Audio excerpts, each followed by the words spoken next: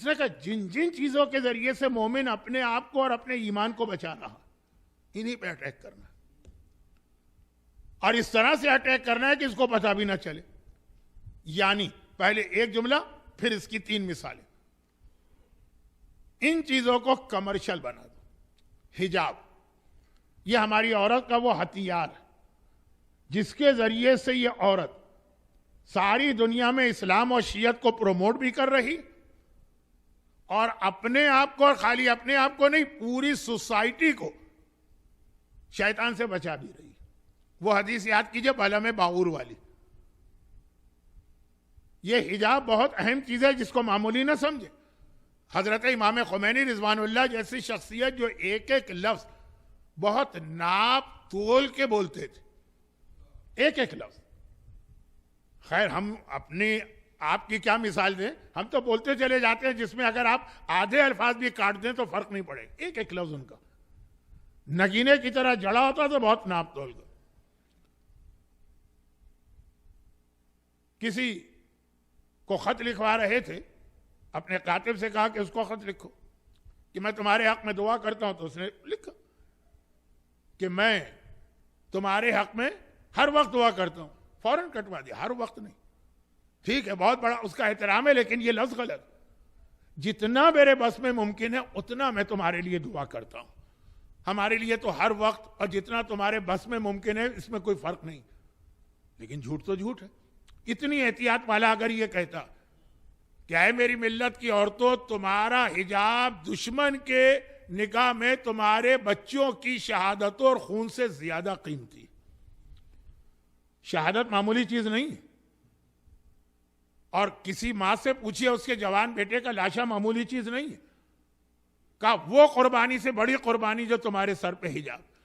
इसलिए जब ईरान में प्रॉब्लम शुरू करना होता हमेशा हिजाब को पहला निशाना बनाया जाता। मैं ज्यादा तफसील में नहीं जा रहा हूं। अल्हम्दुलिल्लाह, न सिर्फ यह कि हमारे यहां बहुत बड़ी तादाद बच्चियों की है जो हिजाब कर रही, बल्कि एक एतबार से ही पाकिस्तान और इस्लामी दुनिया के हिजाब से ज्यादा अहम हिजाब होता, क्योंकि इनमें से अक्सर हिजाब सोच समझ के करते हैं। यहां पे जो है, यहां किस पर किसका जोर चलता, इस जवान बच्ची पे उसके मां बाप का जोर भी नहीं चलता। वो हिजाब कर रही है तो उसकी अहमियत को समझ के कर रही है। और इंडिया और पाकिस्तान में हिजाब किया जाता है, ज्यादा तो नहीं कह रहा, लेकिन एक बड़ी तादाद माशरती प्रेशर की वजह से।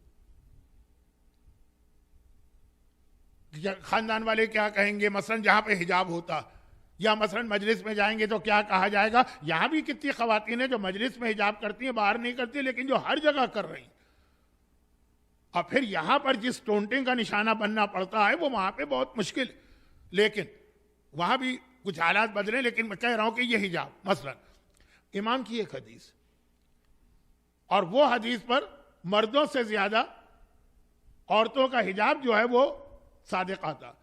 इमाम की हदीस थी कून दुआता ना से बगैर अलसिनतिकुम। देखो हमारे शियों, तुम्हारी एक जिम्मेदारी, भाई ये दुश्मन अहले बैत की जिम्मेदारी नहीं है कि वो ढूंढ के देखे कि इमाम बरक कौन है, यानी वो दुश्मन है, वो क्यों अपनी जिम्मेदारी समझेगा। तुम्हारी जिम्मेदारी, हमारा पैगाम तुम पहुंचाओगे लोगों तक। यही पैगंबर ने नहीं कहा था गदीर क़ुम में फल युबल्लिग़ शाहिदुल गायब, जो यहां मौजूद है उनकी जिम्मेदारी है जो यहां नहीं है उन तक ये पैगाम विलायत अली पहुंचाए। ये तुम्हारी जिम्मेदारी। बल्कि रिवायतें कि क़यामत में अगर कोई दुश्मन अहले बैत कहेगा कि खुदाबंदा मुझ तक तो ये पैगाम पहुंचा ही नहीं, मुझे तो मेरे वालिदैन ने जो सिखाया मैंने सीख लिया, तो कहा जाएगा इसके जमाने का मोमिन कौन था, उसको बुला के लाओ। क्या तुमने इस तक पैगाम पहुंचाने की कोशिश की थी? हाँ, अगर वो कहे मैंने कोशिश की थी, इसने सुना ही नहीं, इसने तो मेरा घर जला दी, इसने तो मेरा बेटा मार दिया, तो शाबाश दे के मोमिन को भेजा जाएगा। अब पता चला इसने कोई कोशिश ही नहीं की, तो खैर ये बात कहीं और चली गई। इमाम ने कहा कूनु दुआतन नास, तुम तमाम इंसानों को दावत दो हमारी तरफ, लेकिन बगैर अलसिनतिकुम, जबानों से नहीं। रावी ने घबरा के कहा मौला जबान ही तो कम्युनिकेशन का सबसे बेहतरीन जरिया। कहा नहीं, अपने किरदार से। तुम्हारा कैरेक्टर ऐसा हो कि तुम्हें देखकर जो है दुनिया हमारी तरफ आएगी। तो अब बगैर जबान हिलाए हुए पैगाम पहुंचा देना। आप जाएं किसी भी जगह दुनिया में पहुंच जाए, सैकड़ों औरतें घूम रही होंगी, आपको कुछ नहीं पता होगा कौन सी औरत कौन सी, लेकिन एक हिजाब वाली नजर आएगी, आप फौरन कह देंगे कि मुसलमान औरत। हमारे यहां किसी हद तक काले कपड़ों के हवाले से ये तबलीग है, काले कपड़े देखेंगे आप कह देंगे ये शिया। तो अब ये हिजाब इतना अहम है और इसके बहुत सारे और फायदे हैं जो इंशाअल्लाह अगली तकरीरों में आएंगे। लेकिन शैतान ये हिजाब मेरी तमाम प्लानिंग के ऊपर पानी फेर रहा है। ये क्या है? मकरू, शैतान ने मकर किया औरत को नंगा करके, वह मकर अल्लाह, अल्लाह की प्लानिंग आई औरत को हिजाब देकर, वल्लाहु खैरुल माकिरीन, और अल्लाह ही की प्लानिंग बेहतर। अब शैतान ने कहा ये बेहिजाबी तो नाकाम हो रही, हिजाब के जरिए से इनको गुमराह करो। चुनाचे कॉरपोरेट सेक्टर में जो ये ब्रांडेड कंपनियां हैं वो मैदान में कूदी, हिजाब को ब्रांडेड बनाओ। अब वो ब्रांडेड का तो आजकल ऐसा रवाज है ना कि सर की टोपी से लेके पैर के जूते तक हर चीज ब्रांडेड चाहिए। पहले तो मैचिंग का मसला था जो लेडीज का होता था, अब मैचिंग से ज्यादा ब्रांडेड, टोपी भी ब्रांडेड हो, ये ग्लासेस भी ब्रांडेड हो, कपड़े भी ब्रांडेड हो, हत्ता अगर कोविड है तो आपका मास्क भी ब्रांडेड हो और जूते भी ब्रांडेड हो।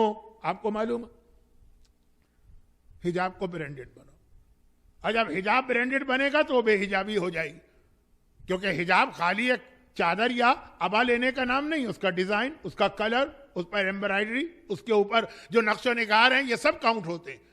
मैं मसाइल नहीं बताना चाहता, शुरू में 10 मिनट हज का मसला बताकर अब मैं पछता रहा हूं कि मेरे पास वक्त खत्म हो गया।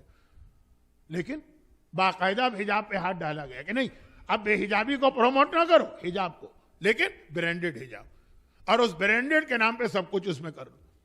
कमर्शियल बना दिया हिजाब को भी। मैं बड़ी नाजुक